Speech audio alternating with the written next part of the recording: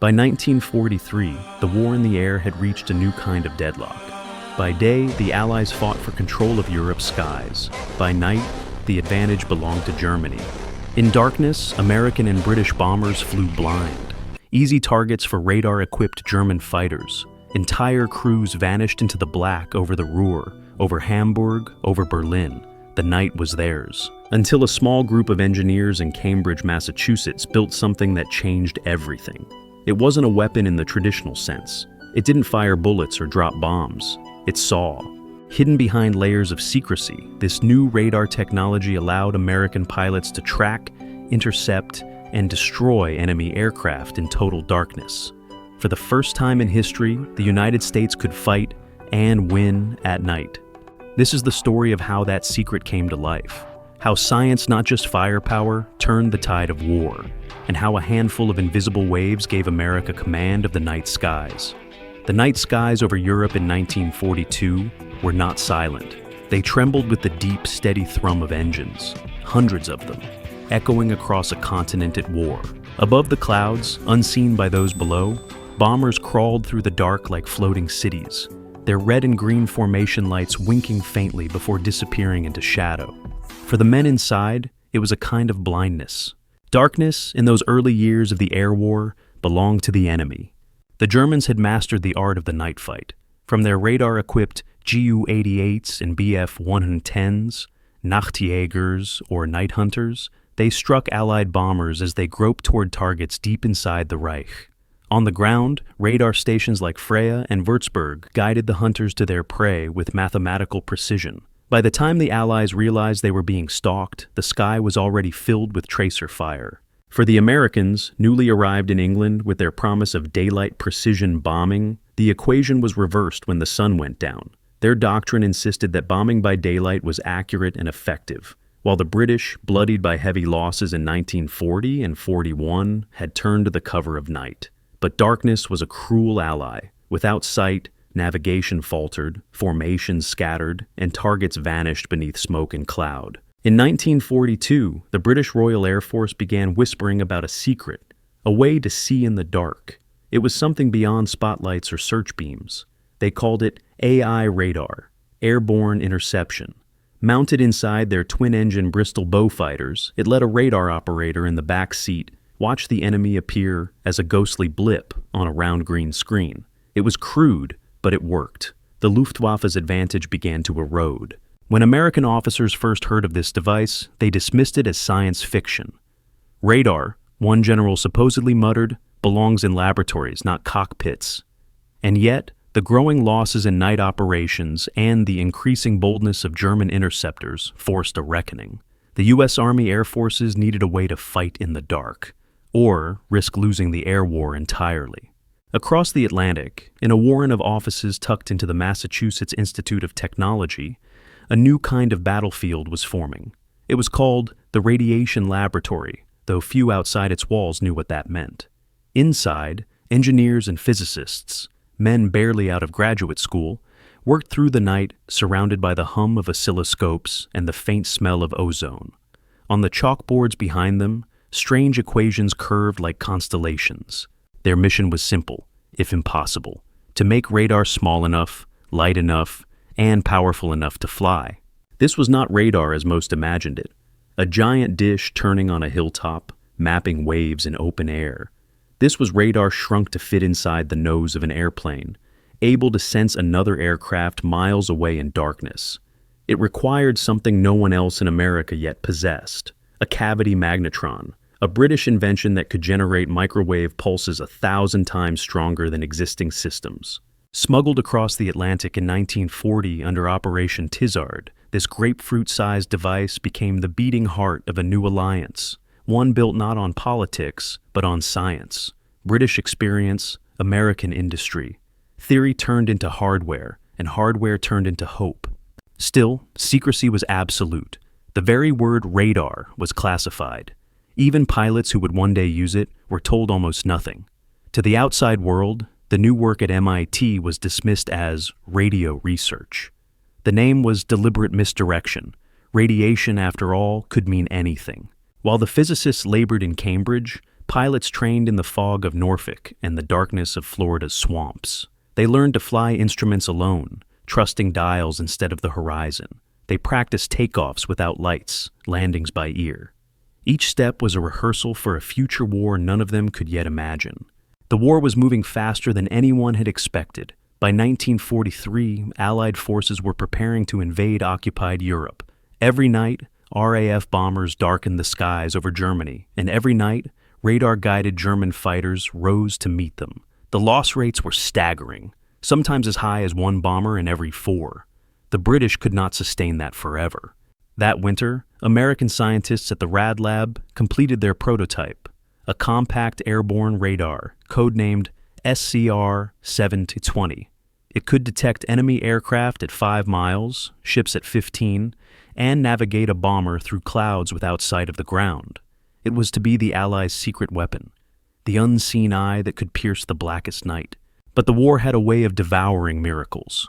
Would the technology be ready before the next wave of missions? Could it survive the chaos of combat, the heat, the vibration, the terror? In the months to come, a new kind of airplane, black, sleek, and strange, would rise into the night carrying that secret within its nose. And with it, America would begin to learn what it meant to see in the dark. By the winter of 1943, the war had reached its technical adolescence. Every month brought a new invention, every breakthrough another secret layered beneath the noise of production. But in one corner of Massachusetts, a quiet revolution was nearing completion. Inside the Massachusetts Institute of Technology's Radiation Laboratory, the Rad Lab, as its engineers called it, a small group of men in rumpled shirts stood around a metal casing the size of a football, wires coiled out from its sides, humming faintly. This was the SCR-7-20, the first American-made airborne radar capable of detecting aircraft in total darkness. It was the invisible weapon that would change the rhythm of the air war. The device pulsed out radio waves at 3,000 megahertz, microwaves, which bounced off targets and returned as blips on a small cathode ray tube. It was, in essence, a machine that turned radio into vision. Yet even those who built it struggled to explain how such power had been distilled into something so compact. The secret was the British cavity magnetron, a pinkish metal core shipped under armed guard from England 3 years earlier as part of the Teasard mission. The most valuable cargo ever to cross the Atlantic, Churchill had called it. Now, American factories were turning out magnetrons by the hundreds. The challenge was finding an aircraft worthy of carrying them. The answer came from a young engineer named Jack Northrop. His company, the Northrop Aircraft Corporation, had been experimenting with twin-boom fighter designs, sleek, predatory machines that looked like nothing else in the air. Out of his sketches emerged the P-61 Black Widow, the first U.S. plane built specifically for night combat. 2 massive Pratt & Whitney engines flanked a long fuselage that housed a pilot, a gunner, and a radar operator in the rear. To fly, it was to enter another world. The cockpit glowed in faint green light from the radar scope. The rest of the cabin, a darkness broken only by the staccato pulse of the instrument panel. The radar operator, usually a lieutenant in his early 20s, sat hunched behind the pilot, eyes fixed on the circular screen. A small moving dot could mean an enemy fighter, a bomber, or nothing at all. He would guide the pilot by voice alone. Target bearing 015, range 5 miles, closing fast. The pilot, seeing nothing but black, would trust the invisible hand guiding him through the void. At first, the technology seemed like science fiction. Crews joked about chasing ghosts. In training, they practiced against friendly aircraft at night, learning the delicate ballet of radar interception. When it worked, the radar would lock onto the target, allowing the pilot to approach unseen, line up behind, and fire a burst before the enemy even knew he was there. In war, the first victories are often quiet. In April 1944, a test flight over Florida confirmed what the engineers had dreamed of. The SCR-7-20 successfully detected a twin-engine bomber at 6 miles, tracked it through a turn, and guided the interceptor in for a perfect visual confirmation. The crew landed in silence. One of them simply said, "It works." By summer, production began in earnest. The P-61 entered service with the 6th Night Fighter Squadron, first in the Pacific, then over Europe. Ground crews painted its dark fuselage with the name Black Widow, fitting for a predator that hunted unseen. Meanwhile, secrecy wrapped the program in silence. Crews were forbidden to discuss their equipment, even among other pilots. Technical manuals were coded, diagrams redacted. The radar's true nature was known only to a handful of officers and scientists. When the planes were shipped overseas, their radar noses were covered in tarps, as if hiding a holy relic. The British, too, refined their radar craft. Their AI Make-X system, a cousin of the SCR-720, was fitted to de Havilland mosquitoes, fast and elegant night fighters that struck deep over occupied Europe. Between the RAF and the U.S. Army Air Forces, the night sky was quietly changing hands. But the enemy had its own secrets. The Germans had deployed radar detectors like Flensburg and Naxos to track Allied transmissions. Each advance was countered by another. A silent duel of frequencies played out above the clouds. The air war had become a contest of invisibility. Who could see without being seen? For the men flying with radar for the first time, the sensation was unlike anything they had known. Inside the glowing cocoon of their cockpits, they felt detached from the earth, from sight, from the old rhythms of flight. It was war conducted by pulse and echo, where death came not from what one saw, but from what one could not. Still, they adapted. It felt like flying blind with your eyes open, one pilot later said. You couldn't see the enemy, but you could feel him on the scope. That was enough. By late 1944, the Allies had something no other force possessed: true nocturnal vision. The SCR-720 and its British counterparts could find targets through cloud, smoke, or moonless night. And for the first time, the darkness favored them. Soon those glowing green screens would guide American crews over the Pacific and into history, where radar, not luck, would rule the night. Nightfall over the Pacific was a living thing. It came fast, a curtain of ink that swallowed the horizon, leaving only the silver glint of moonlight on the ocean and the dim glow of instrument dials. For the crews of the new P-61 Black Widows, it was hunting time. Their prey was the unseen enemy, Japanese bombers and reconnaissance aircraft that slipped through darkness to strike Allied airfields and supply convoys. Before radar, those intruders could vanish into the void. Now, the Americans had a weapon that could find them. A P-61 crew worked as one organism. 3 men sealed in darkness. The pilot's hands gripped the yoke, eyes fixed on blackness ahead. The radar operator sat behind him, face lit green by the circular screen. Between them, in the gun turret, the top gunner waited in silence, scanning where there was nothing to see. "Contact," the radar operator would whisper. "Bearing 220, range 6 miles. The pilot banked smoothly, trusting the voice behind him. Closing, 4 miles, 2. Somewhere in that invisible space, the radar pulse returned a brighter echo, a confirmation of life. Visual in 3 o'clock high. And then, out of nowhere, a shadow took form against the stars. The outline of a Nakajima Ki 43 Oscar, or Mitsubishi G4M Betty. One burst from the Black Widow's 4 20mm cannons tore through the night. A flash, a brief bloom of fire, and the dark closed again. These encounters lasted seconds, but their effect rippled across the war. For the first time, American pilots owned the night. Radar transformed combat not just technically, but psychologically. Before, night was a refuge for the hunted. Now, it became the domain of the hunter. Crews developed a fierce confidence in the glowing screens that guided them. Some spoke of the radar with near religious awe, calling it the voice in the dark. Others distrusted it, believing the enemy could hear the same echoes. In Europe, the British Mosquito squadrons were doing the same work. Their AI Make-X radar guided them to German bombers returning from raids on London. "You could smell the oil when you got close," one RAF pilot recalled. "You never saw them until you were right on top of them." The Luftwaffe's night defenses, once feared for their precision, began to crumble under this new invisible assault.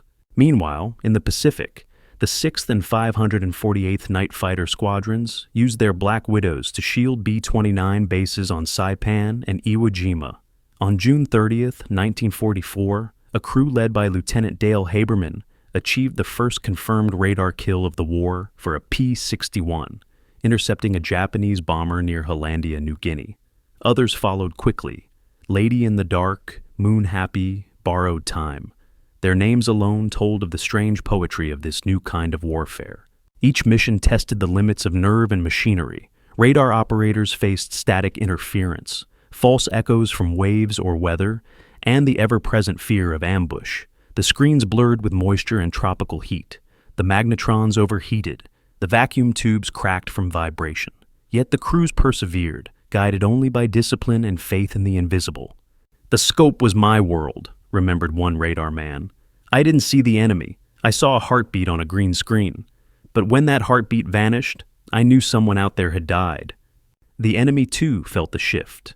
Japanese pilots reported black shapes appearing suddenly out of the void, striking without warning. In Europe, German night fighters tried radio silence and changed frequencies to evade detection. But the Allies adapted faster. What had begun as a handful of experimental radar units had grown into a vast coordinated system, airborne eyes linked with ground controllers, scanning the continent like a living network. By late 1944, the radar war had turned the sky itself into a weapon. Clouds no longer offered safety, darkness no longer gave protection. For the first time in history, man had conquered the night. And yet, for all its success, the new technology carried an eerie cost. The air crews who fought these nocturnal duels often felt detached from what they destroyed. They did not see faces, only signals, the flicker of an echo, the dim outline of a dying aircraft. When dawn came, the victors returned in silence. The radar operator shut down his scope, the pilot wiped sweat from his eyes, and the gunner stared at a sky turning pale pink with sunrise. They had won their unseen war, but few would ever know their names. The reports were classified, the technology sealed away. To most of the world, the night had simply grown quieter. In reality, it had been conquered. When the war ended in 1945, victory parades filled the daylight hours. Columns of tanks, banners waving, bands playing, over there. But the men who had fought in the dark returned quietly. There were no headlines for them, no parades for the radar operators who had guided unseen battles. Their war had been classified, their victories recorded in technical reports instead of front-page stories. For years, the words SCR-720 and AIMKX remained sealed under government secrecy. Even the pilots who had flown with them couldn't always explain what had guided their hands through the night. "We just called it the magic box," one recalled, but history would show that this invisible weapon had done more than win a few skirmishes. It had redrawn the limits of warfare itself. Radar did not end the war, but it ended a kind of blindness. By the final year of the conflict, Allied bombers could strike through cloud and darkness with unheard-of precision. The H-2X radar, an evolution of the magnetron system, allowed navigators to see cities by the reflections of their buildings and rivers. On D-Day, radar-equipped planes directed bombers even through fog that hid the beaches of Normandy. At sea, destroyers tracked incoming kamikazes before they appeared over the horizon. From the North Sea to Okinawa, an entire generation of soldiers learned to fight by echo, by waves that no eye could see. And in that transformation lay the war's quiet revolution. The men who once believed courage alone could win battles had been forced to trust mathematics, magnetrons, and the steady rhythm of a pulse on a glowing screen. Heroism was no longer measured by what you could see, but by your faith in the unseen. After the war, the Rad Lab at MIT disbanded. Its staff scattered to universities, research centers, and the new military laboratories that would define the Cold War. The same radar principles that found bombers in the night soon guided airliners across oceans, tracked hurricanes, and mapped distant planets. The microwave transmitter that powered those wartime radars became the ancestor of every microwave oven, every satellite dish, every radar gun that measures speed on a highway. In that sense, radar did what all great technologies do. It outlived its purpose. Yet for those who had lived through its birth, the memories remained deeply human. In the late 1980s, a reunion of former radar operators met in a museum hangar in Dayton, Ohio. Among the polished wings of a restored P-61 Black Widow, old men gathered around a discolored radar scope. Its screen still glowed faint green when the curator switched it on. "That light," one of them said softly, "was the only thing that ever made me feel safe." They stood in silence, watching the glow flicker against the metal skin of the aircraft. Around them hung photographs, blurred shapes of aircraft against night skies, faces half lit by cockpit lamps, radar waves drawn like rings on glass. There was no glamour in those images, only endurance. For these men, radar was never a miracle of science. It was a companion in fear. It had guided them home through storms, led them to enemies they never saw, and taught them that even in war, knowledge could be an act of mercy, sparing crews from wandering lost, from dying unseen. In the decades since, historians have called radar the invisible weapon of World War II. It reshaped the balance of power, saved untold lives, and opened the door to the technological age that followed. But perhaps its truest legacy lies not in its circuitry, nor in its victories, but in what it revealed about the men who wielded it. They were no longer just pilots and gunners. They were navigators of the unseen, soldiers of science who bridged courage and curiosity.